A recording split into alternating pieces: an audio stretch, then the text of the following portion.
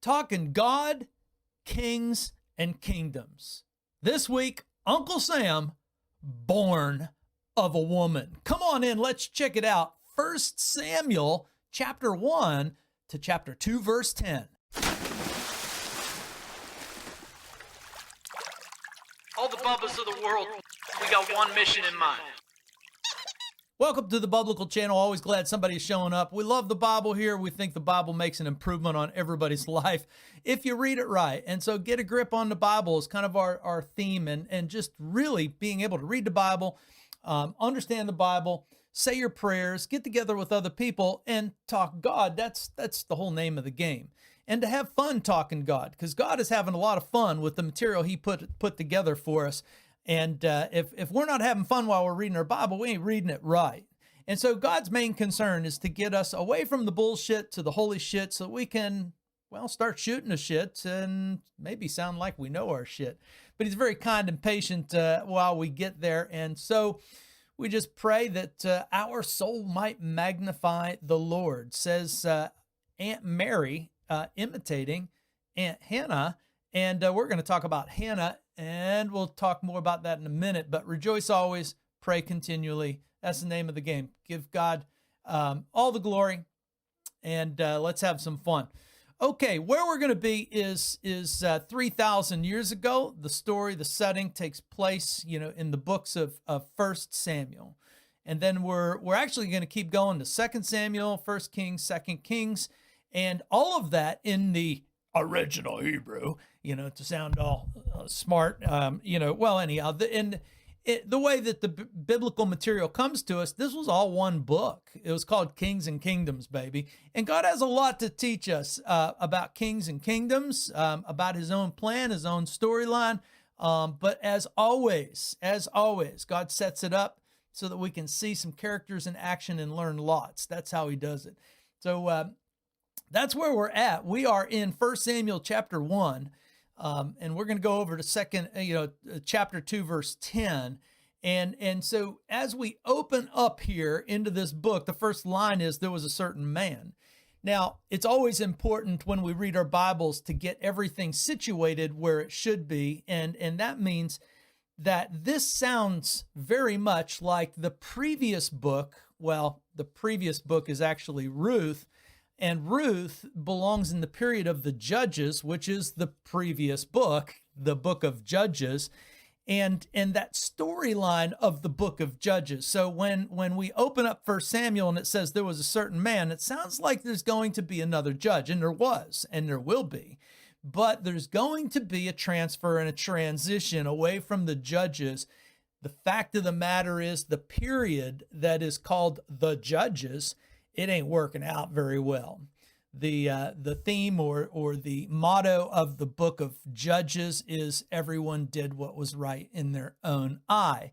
And so we see the storyline that God had begun, in Genesis, Exodus, Numbers, Leviticus, Numbers, Deuteronomy, Moses, that story where God made a people, brought them out of Egypt, brought them to Mount Sinai, talked with them, eventually got them across that Jordan River and into the promised land, and defeat, the job was to defeat the Canaanites because God had placed a judgment on them. But now it was time to live under God's rule, man, to live under God's rule. One might say a theocracy. We'll talk about that in just a moment, but that is the scene. That is the setting. And so when we come into 1 Samuel, we have to recognize we're coming out of that period called the Judges. So, and that period of the Judges probably was, somewhere around 1500 BC to 1100 BC. Our storyline is situated in 1100 BC. And the other thing about the Bible, it gets a lot of heat from a lot of people, but it situates itself in history like no other. It's a real history book. Maybe it has some fantastical stuff that's more than people can digest, like the parting of the Red Sea. But the situation is all very historical, and it's historically accurate. In fact, a lot of what we know about history came from the Bible's recording because there was no other people group recording stuff. The Bible's quite unique. God's book, quite unique in its historical framework and its real reality in the way that it works. So anyhow, there we are. As we come into 1 Samuel, there was a certain man. So we have this kind of expectation that we're in the judges' time, but the period of the judges did not go well. God has to continually raise up a judge to save Israel because they keep drifting off and getting, well, I just call it navel gazing. They're navel gazing with the Canaanites rather than being an influencer with the Canaanites. Rather than bringing the good news to the Canaanites are bringing the good news to the Israelites, and then God allows the Canaanites to get strong and to defeat them. And then Israel cries out, "Oh God, why are we in this trouble?" It's very human, man. It's just the way we all work. Why are we in so much trouble? Would you please save us again? And so we get this cycle going in the book of Judges where God's like, yeah, okay. And he keeps raising up these judges. And the judges that God raises up, are also indicative that things are not going well, because most of the judges in the book of Judges, they are not the heroes that we would want our kids to aspire to be. They have moments, but the rest of their life is in shambles, and the rest of their life is quite suspect, that kind of thing. There's really no great character in the book of Judges except for one, and that's Deborah. Deborah is the judge that really kind of outshines all of the other judges. Every other judge does their job and has their moments, but they also have tremendous weaknesses. Deborah doesn't seem to have any weaknesses. So that goes a lot to say about how God values the women. The women, are completely valued by God. And indeed, God is not, the misogynist that everybody claims that God is. He has a great place for his women, and it's the women who show up the men most of the time. And that's going to be the storyline here as well. So that's our situation of life. That's our context. So we have a storyline that's going to involve Elkanah, who is a dude, and he has two wives, Hannah and Peninnah. And then there's another dude named Eli. Those are the four characters, and three of those characters are introduced in the first two sentences. But there's also something else that should, catch our reading ears if we're going to read the Bible right. And that is, it jumps off the pages that all of a sudden we have a story about a barren woman. Now, this is interesting. This is interesting because if we read the account of Genesis, in Genesis chapter 3, only 3 chapters into God's book, and we are told that the problem really rests on the problem of good and evil, and that human beings are rotten at determining the difference between good and evil. We have more subjective measurements than God does. And that the reality of this world is that God's going to let this world go on with human beings deciding what is good and what is evil. But God also makes a promise. He says, I'm going to do away with evil one of these days. And I'm going to do away with evil through a son that'll be born of a woman. So once again, the woman occupies really the central place of the heroic storyline that God is bringing about. And so we remember that. And we also remember that, in the book of Genesis, when God decides to really put the story in motion, he puts that story in motion with Abraham and Sarah. And Sarah was barren, and she was an old fart. I mean, a really old fart. The womb was dusty, if you know what I mean. And lo and behold, God makes her pregnant. And then when the story advances a little bit, there's Rachel, Rachel can't have kids either. And Rachel will be, the eventual mother of, Joseph, who is, out of the 12 brothers of Jacob. I'm sorry, out of the 12 sons of Jacob. Joseph is the one who shines, but he's the one who's beat up. He's the one who is marginalized, mistreated by his dorky brothers. But Rachel too was barren. She was barren for like 25 years. And then, the storyline continues. So what we feel like, oh, and then in the book of Judges, there was Samson's mother, and she's kind of a derelict, and also seemingly, barren as an older lady, and she too is the beginning of something good that God is going to do. So our ears and our reading mind ought to be, turned up whenever all of a sudden our story drops a barren woman into our lap, and that barren woman is Hannah. And this Elkanah has two wives, Peninnah and Hannah. Now, Hannah being barren, all of a sudden we should be saying to ourselves, this is turning out to be a quirk that God has, and it's a fun quirk, and it will continue to be a fun quirk. And I love the fact that God has this quirk, that not only does he like to use common people in his story, the unspecified person, not the pretty people, not the spit shine people, but he also has a penchant. He has a great interest in the lowliest, of women who are barren. And so he's going to use barren women in his storyline like no other. And of course, if you read toward the end of the Bible, you know that, spoiler alert, Mary, is an extraordinary woman and an extraordinary pregnancy. And Jesus' story, before Mary, begins with his cousin, Elizabeth, or Mary's cousin Elizabeth, who is also an old woman, and she is barren, and she laughs like Sarah. So God has this quirk. He loves using women and especially and pregnancies in the advancement of his storyline. And this is a big advancement in the storyline, because we're going to move out of the book of Judges, and we're going to move into the period out of the time of Judges and into the time of Kings. And so Hannah is going to be the woman on focus, and she is a real woman, and she is going to give birth to Uncle Sam, and I encourage all of us to see all of the characters in the Bible as our relatives, to come into the family and to bring on them in a very personal way. So I see Samuel as Uncle Sam, and I see Hannah as Aunt Hannah. I see them all as my aunts and uncles. This is the great story. It's a great story because God has put it together. So that's the quirk here, is that our ears have been perked by the fact that Hannah is barren, and we can almost guess that she's going to have a baby, right? I mean, we can almost just say, yep, she's going to have a baby, and it's going to be quick. But before we go any further, I think we got to address the elephant in the room. And the elephant in the room is polygamy, right? Or bigamy at least. Elkanah has two wives.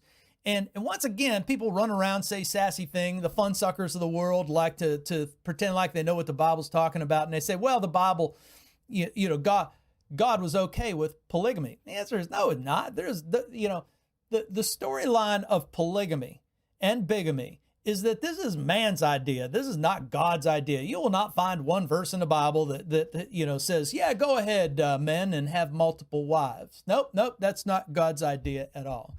In fact, the Bible is relatively silent. I mean, I say relatively, when it comes to polygamy or bigamy, there's really no text that condones it, meaning gives it the okay. And there's no text that condemns it, giving it the not okay. But the one thing that can't be missed is that every example of polygamy or bigamy that is given biblically is a bit of a disaster. Starting out with Abraham, and now with Elkanah, the disaster is predictable. Two women who have to share a husband, I don't know. And I know some people would like to make the case that, well, there was some goodness in that, and trying to protect women. Maybe, that's fine. But this is man's idea. This is not God's idea. Let's keep it straight. And so God will work with it because God is patient and he's kind. But this is just man's idea. It's not God's. And when it comes to God's idea, well, God's idea, he has made pretty clear. In the second chapter of Genesis, he reveals that his big plan is for man to leave mom and dad and to cleave to his wife, and the two shall become one, And then, of course, the implication is they're having sex, and then they're going to become moms and dads. And this is God's plan for governing the world. This is God's plan for populating the world. This is God's plan for managing the world, to raise up more and more godly families. So the moms and the dads are at the heart of the story. And there's no child that has a mom and two dads. There's no child that has a dad and two moms. Biologically speaking, I know there's a lot of people in our lives that we hold very dear, and they become like parental figures to us, and that's totally fine. Nobody's saying anything bad about that. But we are, being serious and recognizing that God said, the normal way that I'm going to do things here is that a man and a woman will leave the mom and dad, and the two shall become one. Not the three shall become one, or the 10 shall become one, or the 70 shall become one. Nothing like that. Nothing crazy. And so it needs to be said that this is, it's kind of like slavery. Once again, man's idea. And maybe we could even say the same thing about, two people who happen to be the same gender, and they love each other, and, they're going to take a different course. The fact is that these are all man's ideas, and we can't be surprised when they're difficult, when man's ideas, run into difficulties, and the Bible portrays polygamy and bigamy, as a great big headache. And in fact, it is the undoing of many of biblical characters. And so there's no thumbs up given here. Slavery, kind of in the same boat. God's like, well, that's your idea, not mine. And if you do it, make sure that you treat people kindly. Make sure that you do people well, do people right, if that's what you're going to do. But he doesn't say do it, and he doesn't say don't do it. He leaves mankind with a lot of discretion to do their thing. So let's just drop it and move forward. There's another side note that I think we need to cover here, and that is God's government. Biblically speaking, people, again, the fun suckers say, well, the Old Testament's about a theocracy, and theocracy is what gets humanity in trouble. And I'd say take a close read, and we get a little picture here when we get to verse 3. Now, this man used to go up year by year to worship and sacrifice at Shiloh. So this is theocracy as God defines it. God defines theocracy as this: God will provide the rules. He'll provide the laws. Human beings and God will provide judges to judge the law. And there's no executive that God gives. So there's no executive branch. There's the judicial branch, and there's the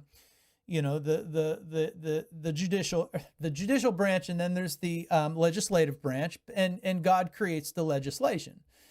And the fact is that God's idea of a theocracy involves an awful lot of self-government. I hope you're starting to see the connection here, because John Locke saw this connection as well. The founders of this country called the United States of America saw this connection as well. Many other people saw this connection as well. Is that the truth of the matter is God does not support a monarchy. He's not into monarchies. He's not into nations. This is all man's doing. Do good by each other. If you get into trouble with one another, get somebody involved that will judge, and judge it by God's laws. That is, and if you actually if you actually do good by God, then the law never really comes into play. It's really quite easy. Pursuing happiness, life, liberty, equality, these are all God's ideas from the very beginning. And his real idea is for families to self-govern. The family unit is God's system of government. Theocracy is a direct, executive function from God to the family. He does not pick up the phone and talk to the president of the United States or any king of the past, really. And this whole section of the kings that we're going to look into, kings and kingdoms, it was doomed. We knew it was doomed. Moses said, you're going to ask for kings and it's doomed. But God's going to let you do it, because that's the way God is. God will say, God is the author of saying, well, do what you want. You're going to anyhow. And then we'll talk about how it works out. And anytime we have a venture as a human being that goes off course, what do? When I say off course, getting away from God, what do? Well, we need forgiveness. And that is the message of the Bible. Every time we get off course, we need forgiveness. And the only place to get forgiveness is God. And God is willing to forgive. And Hannah knows that. And Elkanah seems to know that. The Old Testament characters, the OT baby, seems to understand that pretty well. Now, on the whole, people were not managing themselves very well. The book of Judges shows that people are not managing themselves. They're not governing themselves very well. And inevitably, they're going to ask for a bad government. And that's the plight of human beings. We are always suckers for bad government. I don't want to cut into our main story here. So let's just get back to the main story. And the main story is just this. The main story is that God is putting together a personal story for humanity. And through these characters, through Elkanah, Hannah, and Peninnah and Eli, God is going to take very average, ordinary people in their circumstances to reveal what he wants us to see in a very personal way. And so that's what God is doing. The main story involves these characters, but these characters are showing us something that we should be taking away. So that brings up a great question, and that is, the fun suckers of the world seem to have given up on the idea that God can even be known. The Bible takes the very clear, perspective that God can be known. The Buddhists think that God can be known, but just not personally. The Hindus think that God can be known, but just not personally. And the Muslims or the Mohammedans, they think that God can be known, but they say, but don't you dare get too personal with God, or he'll smite you, he'll kill you, or something. I'm not trying to cause fights. I'm just saying that they're very, very, very tentative about treating God personally, and they do not encourage God to be treated personally in any way.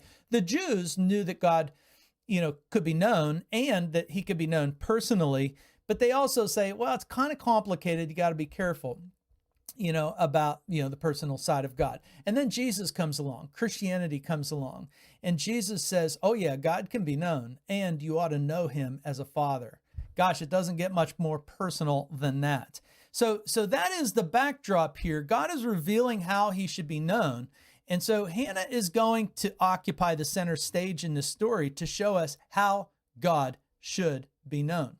So God introduces himself and he proves his existence by just using and speaking about all of the things around us. He uses nature, he uses family, he uses marriage, he uses government, he uses jealousy, cruelty, envy, sadness, joy, happiness.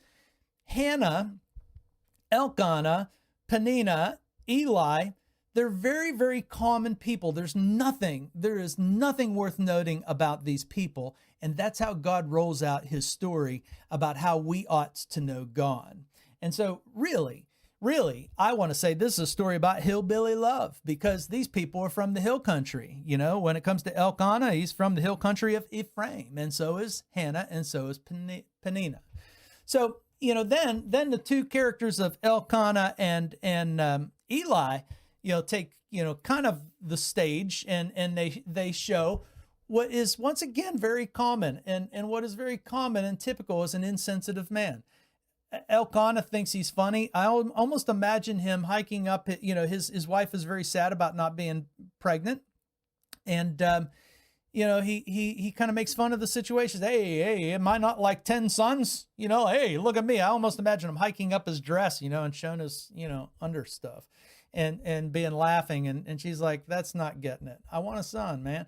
And then Eli, the priest, he thinks, she goes to God in prayer, in the temple, in the traveling tabernacle that probably at this point, had some wooden structure and whatnot to it.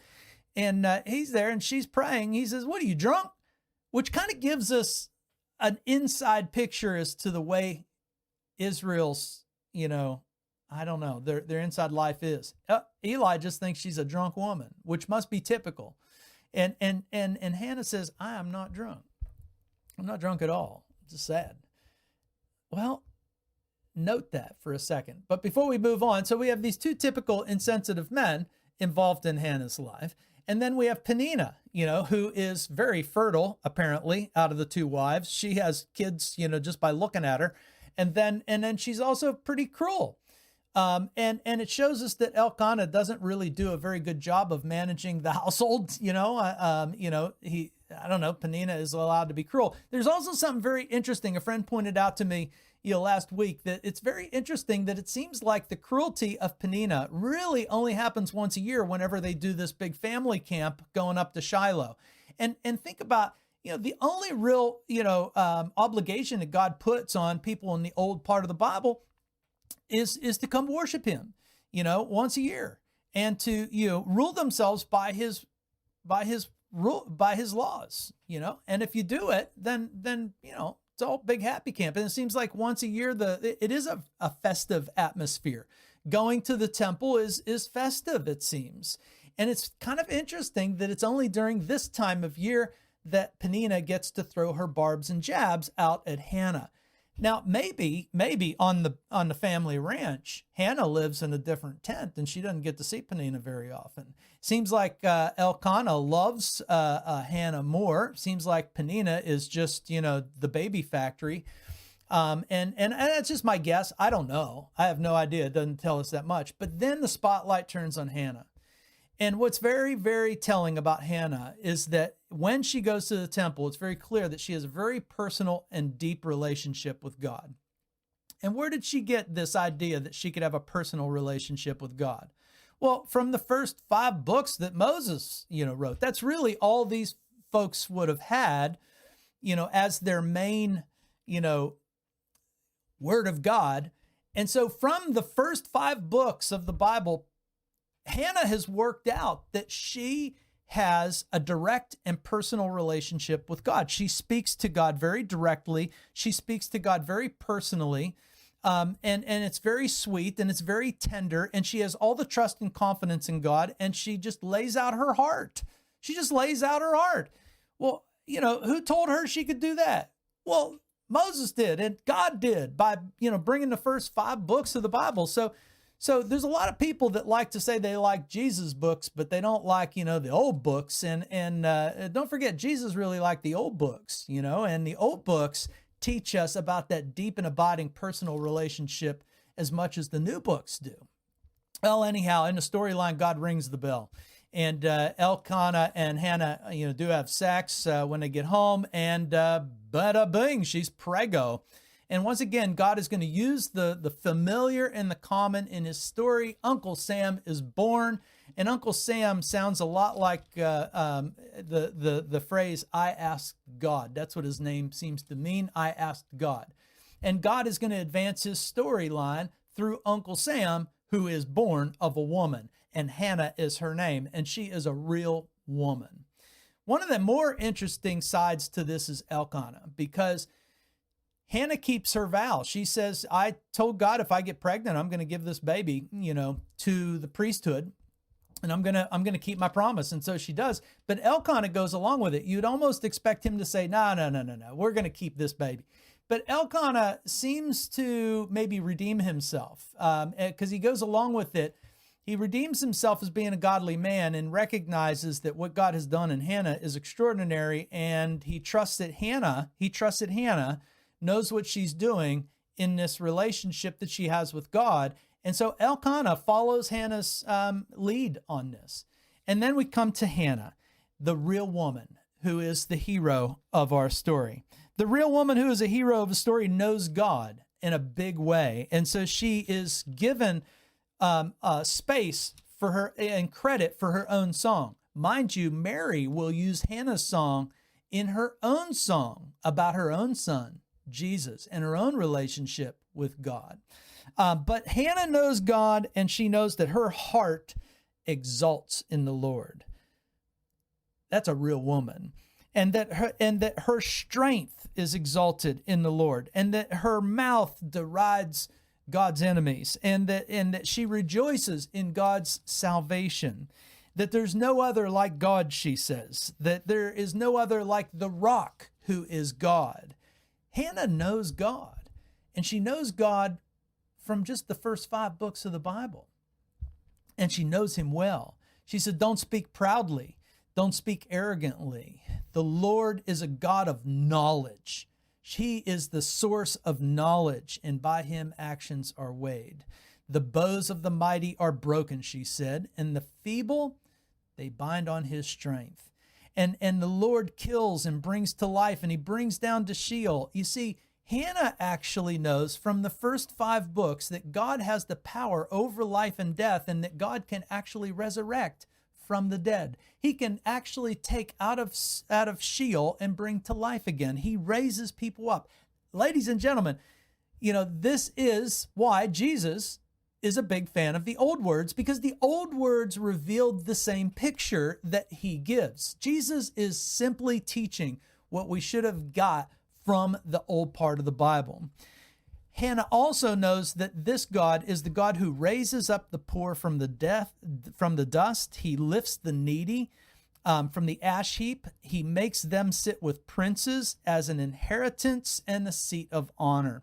For the pillars of the earth are the Lord's, and on them he has set the world. Meaning that God sets the pillars of the world on the average common people who the world disregards. Ladies and gentlemen, Hannah is a real woman who knows God in a deep and abiding and real knowledgeable way. And that is what God is commending to us. And that is what we should be taking away from a real woman who is going to give birth to Uncle Sam and who is going to set Israel's course into a new direction through God's direction. But Uncle Sam is born of a woman, a real woman. And we ought to take lessons from this real woman, just like Elkanah seems to take lessons from this real woman. So get busy. Model yourselves off of this real woman like God is telling us to. All right, that's it. Catch you next time.